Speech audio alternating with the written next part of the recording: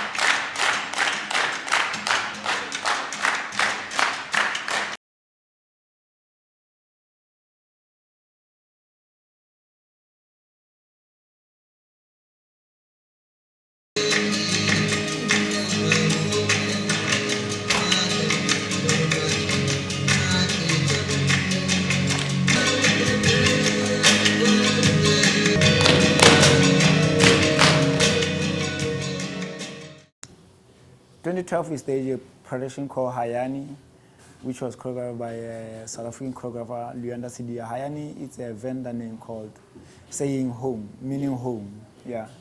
And basically, he was looking into the strength between the women and the men, and in a home, because they're always there for each other and they care for each other, they love each other. So it's a piece which really depicts an African home, how we treat each other in an African home.